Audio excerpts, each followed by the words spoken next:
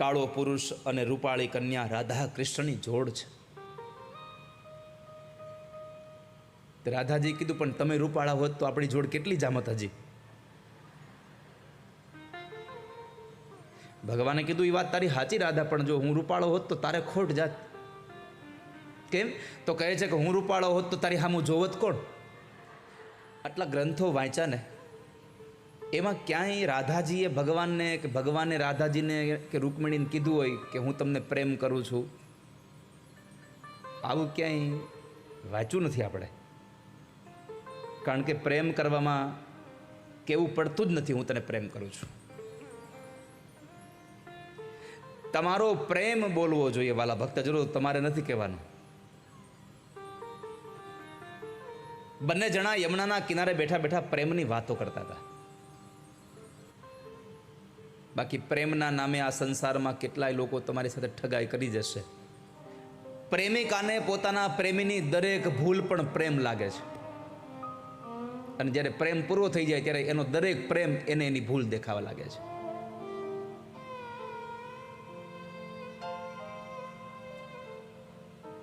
આ તો રાધા અને કૃષ્ણ બેવ જણા પ્રેમની વાતો કરતા હતા, અને એના પ્રેમની વાતો જ આવી જાહેરમાં કરાય. અત્યારના પ્રેમની વાતો જાહેરમાં કરાવી છે જ નહીં.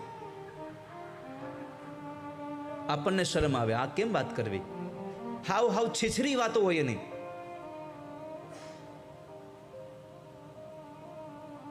રાધા અને કૃષ્ણ એકબીજાની જે સાથે વાતો કરતા હતા એ વાતો આપણે અહીંયાથી કહીએ તો આનંદ થાય. રાધા અને કૃષ્ણના પ્રેમની વાતો થાય, રૂકમણી અને કૃષ્ણના પ્રેમની વાતો થાય. રૂકમણીએ લખેલો પ્રેમ પત્ર તમે અહીંયા જાહેરમાં વાંચો તો આનંદ આવે. અત્યારના લોકોનું પ્રેમ પત્ર વાંચો, લ્યો ખબર પડે.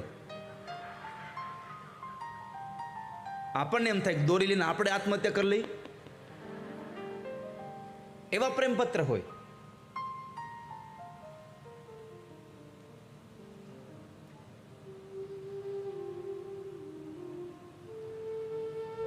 એકબીજામાં પોતાની દુનિયા જોવે ને એ પ્રેમ છે.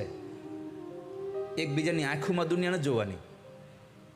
હા, નકર બે પ્રેમીઓ, પ્રેમિકા અને પ્રેમી બે જંગલમાં બેઠા હતા, બગીચામાં, અને પ્રેમી એની પ્રેમિકાની આંખોમાં નજર રાખીને બેઠો હતો, અને આમ બધું ભૂલી ગયો અને કહેતો કે સાચું કહું, નામ તો એને ઘણું સારું દીધું હતું, મારે કાંઈ દેવું નથી. કારણ કે આ દકો ને દકી આવ્યું ને ત્યારથી બધું પતી ગયું. હાવ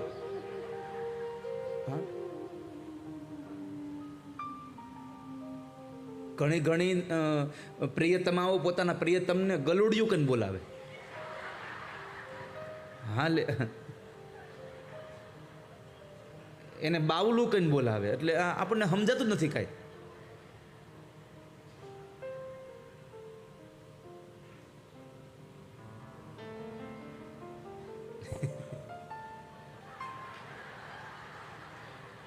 અરે ગલુડિયું,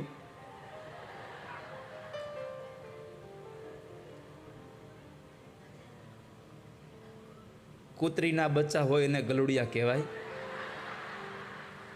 આને ગલુડિયા ન કહેવાય. પણ બેનો અત્યારે પોતાના ધણીને બોલાવતા હોય ને,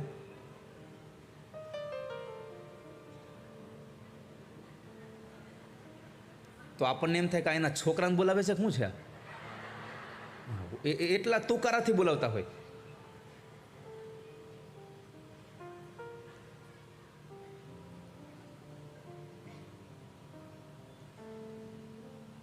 પણ ક્યારેય પોતાના પતિને તુકારો કરવાની શાસ્ત્રમાં ના પાડી છે.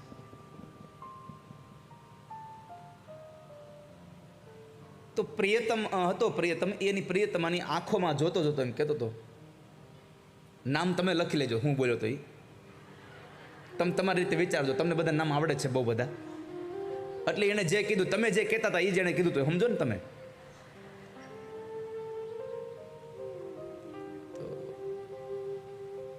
કે મને તારી આંખોમાં આખી દુનિયા દેખાય છે, તારી આંખોમાં આખી દુનિયા દેખાય છે. એક ક્ષણ પછી પાછળથી એક દાદા બોલ્યા, બટા મારી ભેંસ ખોવાઈ ગઈ, ક્યાંય દેખાય તો ગોત દે ને. તને એની આંખોમાં આખી દુનિયા દેખાય તો મારી ભેંસ ક્યાં ગઈ? જડતી નથી. કોઈની આંખોમાં દુનિયા ન જોવો, એની જિંદગીમાં આપણી જિંદગી જોઈ લો વાલા ભક્તજનો. એના જીવનમાં આપણું જીવન જોઈ લો, એની જીવનમાં આપણો સંસાર આખો જોઈ લો.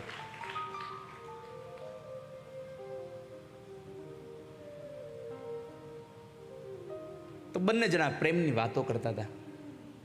પ્રેમ એટલે સમર્પણનું સાધન છે. પણ આપણે પ્રેમમાં કંઈક મેળવવા માટે જે લઈએ ઉપાડા, એને પ્રેમ કહીએ. કે મને આ આપ્યું, મને તે આપ્યું. આપણને આપ્યું એ પ્રેમ નથી, આપણે કેટલું આપ્યું એ પ્રેમ છે. પ્રેમમાં મેળવવાનું હોતું જ નથી, પ્રેમમાં બધું આપી દેવાનું હોય. સમર્પણ એ જ પ્રેમ છે. મોહ અને પ્રેમ આ બેયનો આકાર એક સરખો છે. મોહ અને પ્રેમનો આકાર એક સરખો. મોહ પ્રેમને ચાહે છે, પ્રેમ પ્રેમને ચાહે છે.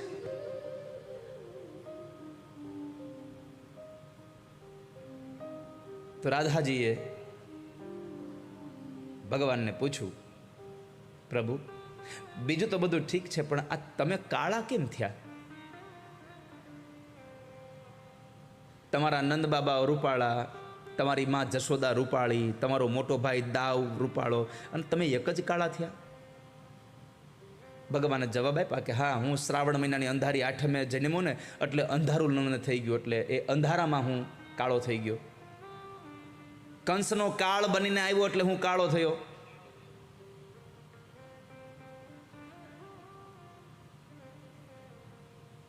તો રાધાજી કીધું, પણ આમ જુઓ, તમે ભલે કાળા રહ્યા, પણ તો આપણા બેની જોડ કેવી જામે નહીં? તમે કાળા, હું રૂપાળી, આપણા બેની જોડ એકદમ સરસ જામે છે. હા હો રાધા, એ વાત તારી સાચી છે. કાળો પુરુષ અને રૂપાળી કન્યા રાધા કૃષ્ણની જોડ છે. રાધાજી કીધું, પણ તમે રૂપાળા હોત તો આપણી જોડ કેટલી જામત હજી? ભગવાને કીધું, એ વાત તારી સાચી રાધા, પણ જો હું રૂપાળો હોત તો તારે ખોટ જાત. કેમ? તો કહે છે કે હું રૂપાળો હોત તો તારી સામું જોવત કોણ? આ તો હું આટલો કાળો છું એટલે બધા તારી સામું જોવે છે. બાકી હું રૂપાળો હોત તો તારી સામું જોવે કોણ?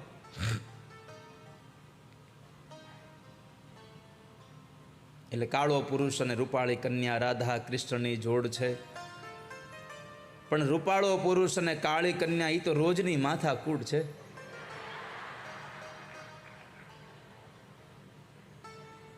મૂર્તિઓ જરા કે કાળો હોય ને તો હાલે. કન્યા એમ કે નાના હોય થોડો કાળો છે તો વડીલો તરત કે ભાઈ કાળા તો કૃષ્ણ હતા. હવે પણ એ કૃષ્ણ હતા,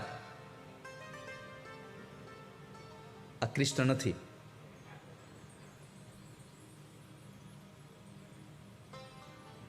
રૂપને જોઈ અને ક્યારેય સંબંધ બાંધવા એના કરતા ગુણને જોઈને સંબંધ બાંધજો વાલા ભક્તજનો.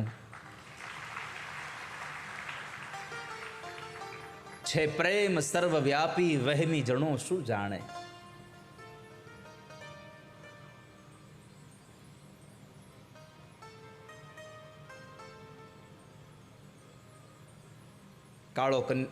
કાળો એવો વરાજો આવે એટલે કે ઓહો કનૈયા કુંવર જેવો છે હો. ભલે ને પછી સીસમની લાકડી જેવો હોય. અમુક જણા સીસમ જેટલા રૂપાળા હોય.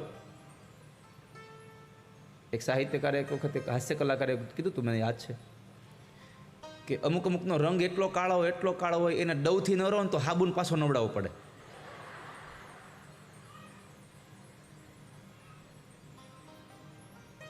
પણ કાળો એટલે કૃષ્ણ. પણ મેં આગળ કદાચ એક વખત આ જ કથામાં તમને કહ્યું કે કનૈયાનો કાળો રંગ બહુ સારો છે. બીજા બધા રંગ પોતાના જેવા બનાવે, પણ કનૈયાના રંગમાં જેટલા લોકો રંગાઈ જાય એ બધા ધોળા થઈ જાય, બધા ઉજળા થઈ જાય છે. અર્જુન રંગાયો ભગવાનના રંગમાં ઉજળો થયો. મીરાબાઈ રંગાણી ઉજળી થઈ. નરસૈયો રંગાણો ઉજળો થયો. તુકારામ રંગાયા ઉજળા થયા. આ સંસારમાં જે માણસો કનૈયાના રંગમાં ડૂબે છે એ બધા જ રૂપાળા થાય છે.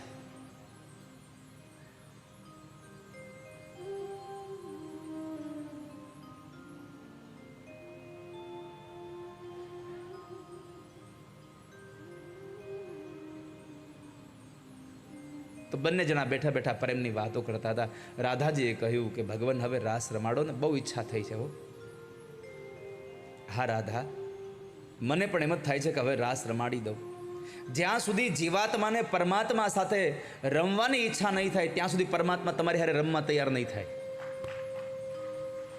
તમારે પરમાત્મા સાથે રમવું છે તો પરમાત્મા હારે તમારી રમવાની લાગણીઓ બતાવો એને, તમારી ઉત્કંઠા બતાવો એને.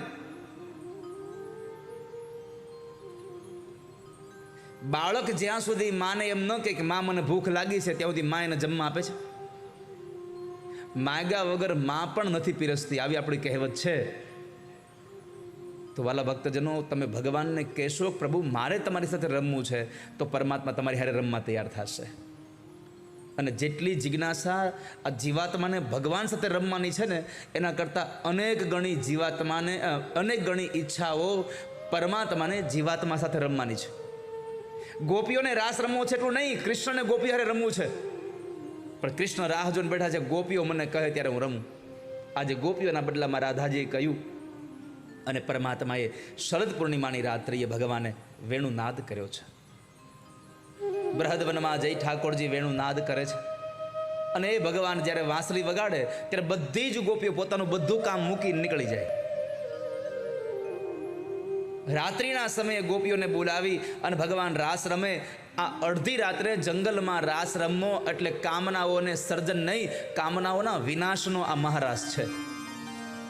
આ કોઈ સામાન્ય પુરુષ અને સ્ત્રીનો રાસ નથી, આ જીવ અને શિવના મિલનનો મહારાસ છે.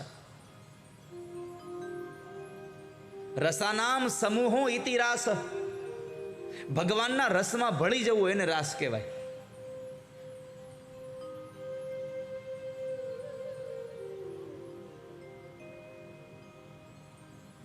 આજે પરમાત્મા વેણુનાદ કરી ગોપીઓને આમંત્રણ આપે છે. ભગવાન પી તારાત્રિ શરદોત્ફુલ્લ મલ્લિકા વીક્ષ્યરન્તુમ મનશ્ચક્રે યોગમાયામુપાશ્રિત. વિક્ષરંતુ મનશ્ચક્રે,